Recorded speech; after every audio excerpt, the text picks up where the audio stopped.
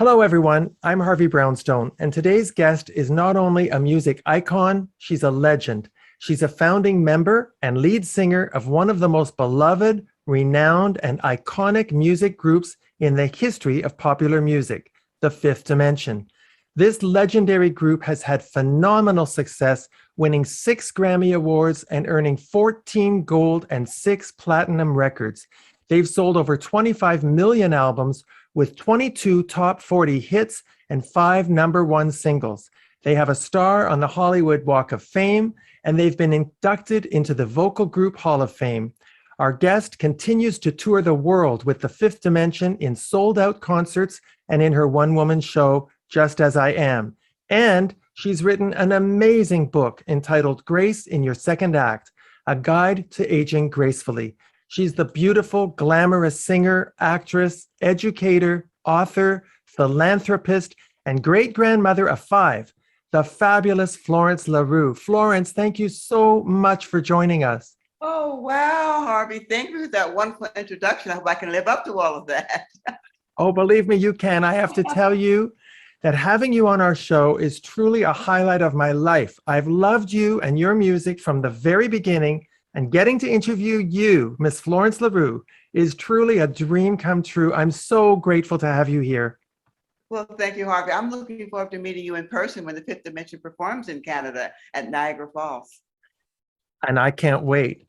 Now, when I look at your formal training, you got a music degree from Los Angeles City College and then a bachelor's degree in elementary education from California State University. Were you planning to be an elementary school teacher? Well, Harvey, when I was younger, there were 2 things I wanted to do. One was I wanted to teach because I had a wonderful 5th grade teacher who was just fabulous, and I wanted to be in the movies. So those were the 2 things I wanted to do as a child. In 1966, I understand you were approached by Lamonte McLemore and Marilyn McCoo to help form the Fifth Dimension. Could you have ever imagined back then that the group would achieve the phenomenal success that it has? No, Harvey, if I had, I would have wanted to join, because when Lamont asked me to join the group, I didn't want to join it because I said, wait, I'm not a singer. I have to tell you how he approached me. I came to California from a small town in Pennsylvania, wanting to be in the movies and, of course, to finish my college education. So friends entered me into beauty contests, and I was blessed to win several. I was Miss Coppertone, Miss Valverde, Miss this and Miss that. Well, the year I was in the Miss Bronze California contest, I won the talent portion. I was singing, and this gentleman came up to me and said, I have a group and nothing's really happening with it. So one of the ladies left and we need to replace her. Would you join the group? I said, no, first of all, I'm not a singer. I'm an actress, and I'm taking a full schedule in college and working full time. So I wouldn't have time to come to rehearsals. Well, he persisted, and the rest is history. That was Lamonte McLemore, and the group became the Fifth Dimension. When I was doing my research, I learned that early on, the group auditioned for Motown and your demo tape was rejected. That can't possibly be true, is it? Well, it is really, Harvey. I think Motown didn't quite know what to do with us, because at that time, the Temptations were popular, that, great danceable Motown music. And here we were more of what they called a pop group. So as I said, they didn't quite know what to do with a group that sounded different from what their group sounded at the time. Do you think that if the Fifth Dimension had become part of the Motown family, that your sound would have been different than the trademark sound you developed working with Bones Howe and Bob Alcivar? No, I don't, because actually our sound, Mark Gordon, who was our manager, was really responsible for our sound, because what he did, he introduced us to a young man who was trying to get people to record his music, and no one was interested. And that young man was Jimmy Webb. Jimmy Wow. had music that was very pretty and very orchestrated, and as I said, much different than the music of the time. But Mark felt that this would be a good marriage, and sure enough, it was. Your first major hit was Up, Up and Away, written by Jimmy Webb, and it won 5 Grammy Awards. And then you scored major hits with 3 songs by Laura Nyro, Stone Soul Picnic, Sweet Blindness, and Wedding Bell Blues. How did you handle the sudden fame after having these first few hits? Well, it was actually nothing we had to handle, because it all came so fast. We had to quit our regular jobs. I was working as a telephone operator and then as an electronic assembler for Hughes Aircraft. So we had to make a decision to quit our job so we could go on the road. And it was like any other job you would have. You were so busy doing it that we didn't really have time to stop and think about the success that we were having. I look back now and I'm like, wow, it really was an overnight success. Oh, it was phenomenal. I remember the first time I saw you on TV, and there had never been a sound like you. You were all beautiful visually. The harmonies were impeccable. The melodies were so catchable that you couldn't get the song out of your head once you heard it, every single one of them. And it became an obsession for millions of people all over the world, hundreds of millions of people. Oh, I must say that we have to thank Bob Alcivar, who arranged many of our songs, and Bones Howe, who brought us songs that we never would have recorded because we wouldn't have heard those songs. We would have been looking for songs more like the Motown sound because that's what we knew. That's what we were used to. But Bones brought us music from Laura Nero, Burt Bacharach, Hal David, that we never really would have heard had it not been for Bones, who produced it, and Bob Alcivar, who helped arrange it. Now in And 1960, Jimmy Webb, of course. yes, Jimmy Webb. Now in 1969, you had your biggest hit. In fact, it was the biggest song of that year, Aquarius, Let the Sunshine In, which was from the Broadway musical Hair. How did that song from a Broadway show come to the fifth dimension? Harvey, God always had his hand on the group and me. We were performing in New York City, and one of the gentlemen in the group lost his wallet. Well, New York, remember, so a gentleman found his wallet in a taxi and returned it to him. So we thanked him. We invited him to our show. He invited us to his show. He was the producer of Hair. And as we heard Ronnie Dyson singing and the group singing that song Aquarius, we just looked at each other and said, we've got to do that song. Well, we took it to Bones, who our producer, and he said, well, you know, the cast album is out and nothing's really happening with it. So I don't think it's such a great idea. But he came back to us and said, why don't we put Let the Sunshine In with Aquarius, which we did. And we were blessed with a big hit. Now, I just have to mention some of my other favorite songs. One Less Bell to Answer, Love's Lines, Angles and Rhymes, Never My Love, Last Night I Didn't Get to Sleep at All, If I Could Reach You. Do you have a favorite Fifth Dimension song? Wow. Probably my favorite Fifth Dimension song is the song that was never released as a single. It's a song called Misty Roses that Jimmy Webb wrote. And it says, you're too soft to touch, but too lovely not to try. Oh, it's a heartbreaking lyric. It's just a beautiful song, and Billy did a beautiful job of singing it. The Fifth Dimension were pioneers in so many ways. The US State Department took the unprecedented step of sending you on a tour of communist Eastern Europe. What was that experience like? Harvey, it was something I will never forget because it really showed us the importance of music. At that time, Eastern Europe was communist, and at the end of one of our shows, the audience rushed the stage, and it was rather scary. We didn't know what was going to happen. But they wanted to touch us because we were their connection to the free world. And there were armed guards backstage with dogs. They ended up asking us for autographs, and they were just so friendly. And as I said, it really showed you the importance of music and how music can bring people together. You also toured with Frank Sinatra in England. What was it like to work with him? Well, Harvey, it was wonderful because we ended up working with him many times. And he and I had a very special relationship. He was such a gentleman. You know, you would hear people saying how temperamental he was and this and that, but he was always such a gentleman. And we ended up doing his special. We toured different places. It was interesting. Again, New York was responsible for us touring with him. We were performing in New York, and we had been on the road for about, I guess, 3 months or more, and we're quite hoarse. And I was singing a lead in this beautiful song called How Insensitive. Well, this gentleman came backstage after the show and complimented me and said, well, I sing that song, you did a beautiful job. That was Frank Sinatra, and that's how we met him. Well, we ended up opening for him in Las Vegas at Caesar's Palace. We toured with him and did many other shows with him. That's amazing. You've performed at the White House on more than one occasion, correct? Yes, we did. And I must say, people always ask us about that, especially when they see which presidents were there. Well, we performed for 3 different presidents, and it wasn't about performing with the president, but it's always an honor to perform at the White House. Now, we all know that Billy Davis Jr. and Marilyn McCoo left the group in 1975. Was there a moment when you thought the group might break up after they left? Harvey, I never thought the group would break up. We continued because we believed in the group. We believed that there was more music to make and more to do than just sing. The Fifth Dimension brought hope, brought positive music to people, and we wanted to find out what we could do. We also wanted to record more music, which we haven't really done yet, but no, we never thought about breaking up the group. Was it hard to keep on going after Billy and Marilyn left? Well, it's always difficult when you take away something from the original. And we never tried to duplicate the original. We wanted to continue with what the Fifth Dimension represented, which was family-oriented music and music that people of all races and nationalities could enjoy. Music that brought people together, made them feel good, make them not hide their heads in the sand about what was going on in the world, but to give them hope for the future.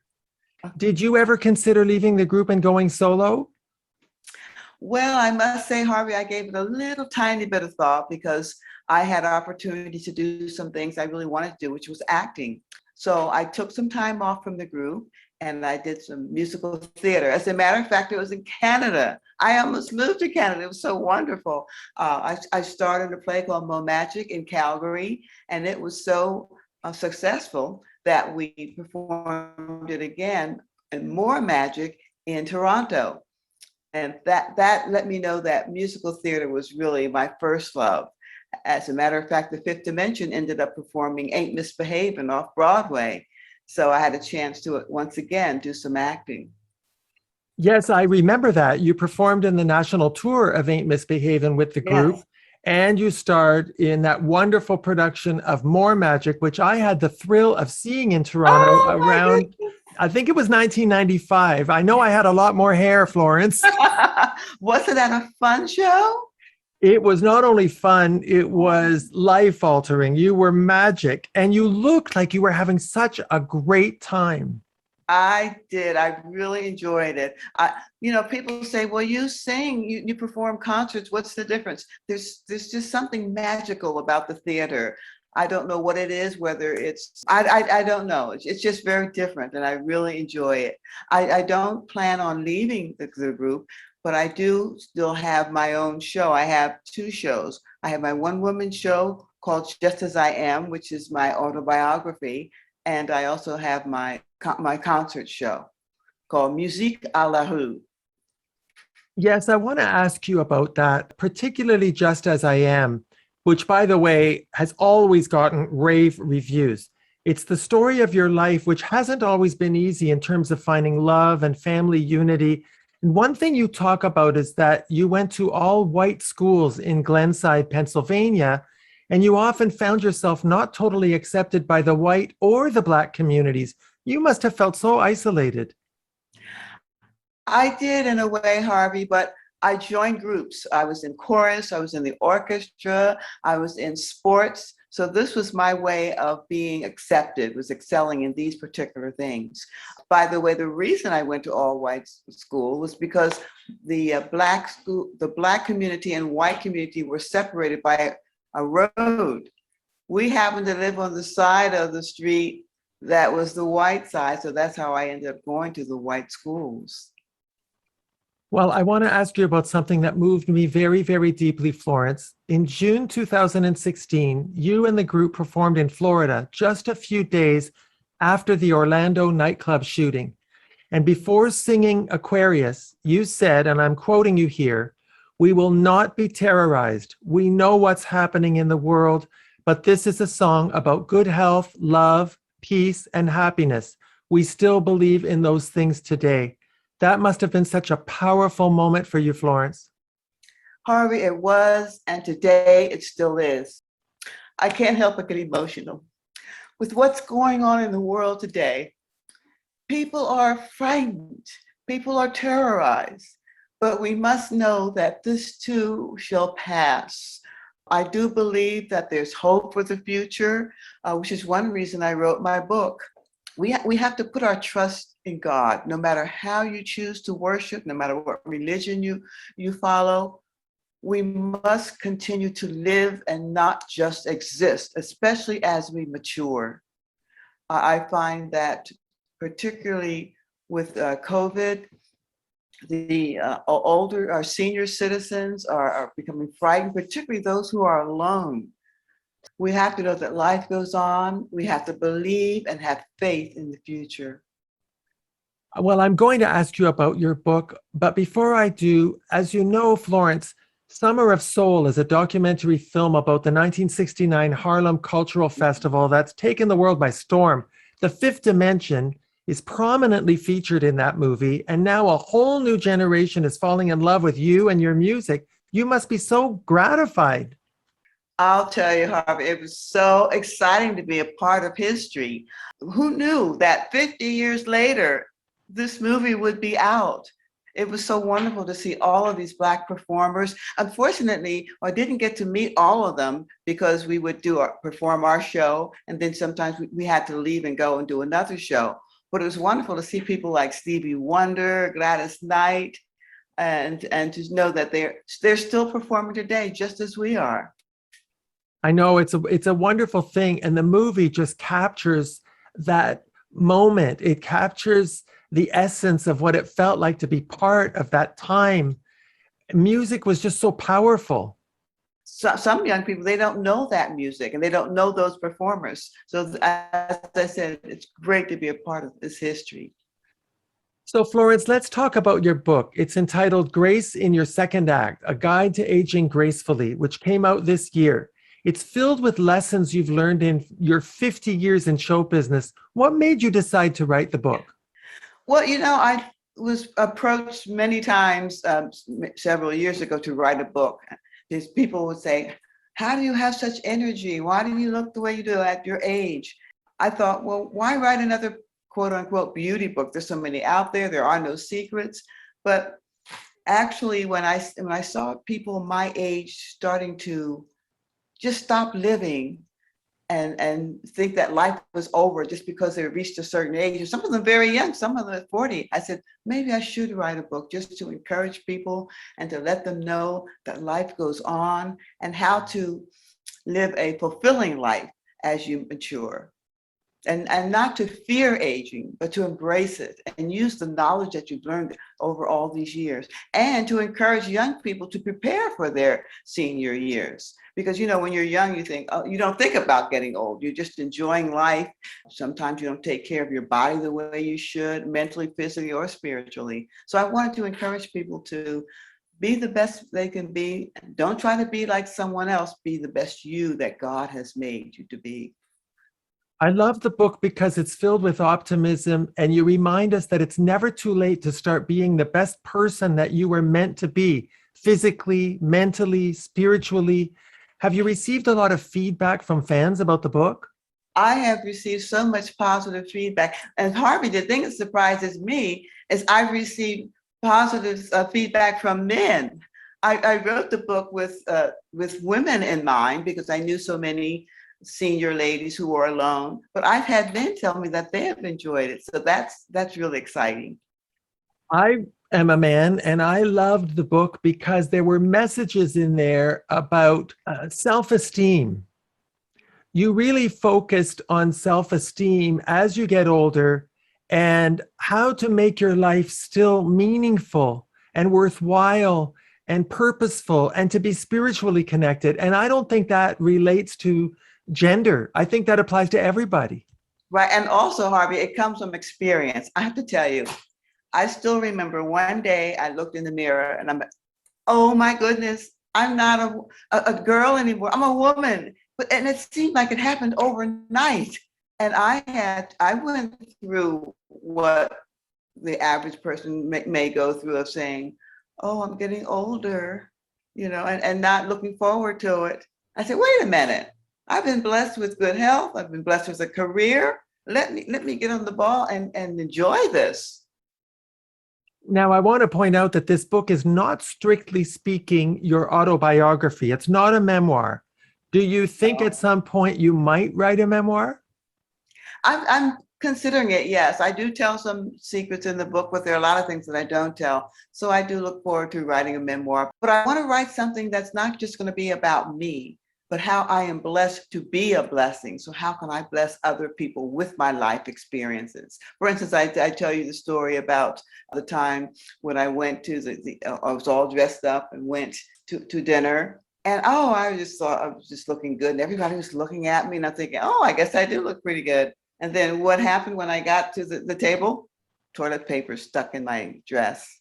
And had I been more humble, someone would have told me. So I tell these stories, and there are other things that have happened to me that I think can really be a help to other people, to help them to enjoy life and to laugh at themselves and not take themselves so seriously. I really hope you do write that second book, because you have lived quite a remarkable life. You have had the vast majority of your life in the public eye. You've done it so gracefully. You've brought so much joy to so many people, but you've had to live your own life at the same time under that microscope. And there are a lot of lessons there that I think we can all learn from. I really, really hope you write it.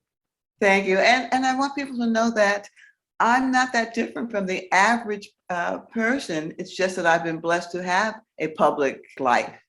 So there are things that have happened to me. It hasn't all been, joy. There have been challenges, and I like to tell people how I've overcome these challenges and how they can overcome their challenges in life also, and find joy in living. Florence, you've had so many accolades and awards, including the Spirit of Life Award from the City of Hope, an Outstanding Alumnus Award from California State College, and the President's Volunteer Service Award from the White House. You're a great humanitarian, and I understand you work with the Ann Douglas Center on Skid Row in downtown Los Angeles. Yes, I do. That is one of the best organizations of its type. They help women who've been on the street, either because of the way they live or drugs. But they not only help them, but they teach them a job. Some of them end up being beauticians or different things. And they let them know that they are loved. They're God's children also. I often say, but for the grace of God, there go I. And I will tell you why when I write my life story, because I have been so blessed and I've had grace from God. We have to give not only grace to each other, but grace to ourselves and accept and forgive ourselves. We've all been through challenges. We've all lived a life that done things in life that we're not too proud of. You're a woman of faith, and you sing in your church choir, and you serve with the homeless ministry and missionary work. How has your faith helped you to overcome all the obstacles in your life? Harvey, without my faith, I don't know where I would be. It has kept me from the drugs because, when the fifth dimension came up, it was the flower child and everyone. I even had people hand me packs of Coke on stage because I had so much energy. They just assumed that I was involved in drugs. So it's just kept me on the straight and narrow. Of course, I've swayed off the straight and narrow at times and done things that, I'm not real proud of. However, because I have a faith background, I have just been blessed, and God has saved me so many times from being at the wrong place at the wrong time. I can see that. I mean, on the one hand, you have boundless energy and stamina. Anybody who's seen you on the stage knows that. You're still touring with the Fifth Dimension and doing so many personal engagements. So you have all of this energy. You're so active. But when I speak with you, I detect a sense of contentment and serenity. You're at a good place in your life, and I love seeing that. Thank you. I am, and it's because of God, family, and friends. They're all necessary in life. We have the computers now, so people want to see how many friends they have. Those aren't all your friends. Your friends are people that you can count on, people that you can call at 3 a.m, that you can laugh and cry with. Very, very important. And also family is so important, so important. People speak of the accolades I have. I appreciate them. I'm so grateful for them, but it's the people in my life that love me and that I love that I'm really, really grateful for. Well, I have to ask you this on behalf of all of your fans. When you're on the stage with the Fifth Dimension or by yourself, can you feel the love that the audience is sending to you? Most definitely, Harvey, and I try to return it to them. That's what I like about performing live, because it's like having a conversation with a friend. When I sing One Less Bell and I see a man with tears in his eyes, I know that I've communicated something, and it's not acting. It's actually communicating, feeling something, and I really enjoy that very, very much. I hope you do, because there's no words to describe the degree of love and joy that you've given us all these years. And I don't think you'll ever know how much it means to me and to my viewers to have had this opportunity to celebrate your life and career with you today, Florence. Well, thank you, Harvey. And I look forward to more live performances. I pray for the world that this Nightmare will end. This too shall pass. Don't be terrorized. Stay prayed up. Love others. Love yourself. Love yourself enough to take care of yourself. That's another thing I wrote in the book, how to take care of your health. I look at it, Harvey, as a caterpillar. A caterpillar will go into a cocoon where it's dark, and it may be lonely and awful. And then one day it emerges a beautiful butterfly. So we won't always be in this cocoon. One day this too shall pass. So take care of yourself so that you can enjoy not being in the cocoon, but also when you emerge, that you can continue to enjoy life and live. I think that's so inspirational. It's so heartwarming to hear you say that. And I've got to tell you, I am so looking forward to seeing you on stage many more times with the Fifth Dimension and on your own. Florence, could you tell us where the group is going to be performing over the next little while? Well, August 28th, we'll be at Yoshi's in Oakland, California. And August 29th, we'll be at the Coach House in San Juan Capistrano, California. So those in California, come out and see us. Everybody in those areas, don't forget to get your tickets to go and see the Fifth Dimension. And of course, in February, we'll be in Canada. So let's pray for good weather. I will be there to warm you up. Don't you worry about the weather. And when your next book comes out, please promise me, Florence, that you'll come back on our show. I shall, Harvey. Thank you for having me. I've enjoyed talking with you. Our guest has been the incomparable, glamorous, multi-talented music legend, Florence LaRue. My name is Harvey Brownstone. Thank you to our producer, Steve Silver. Thank you all for joining us. See you next time. Remember to subscribe to the Harvey Brownstone Interviews YouTube channel. And be sure to check out more great interviews with Harvey Brownstone on harveybrownstoneinterviews.com.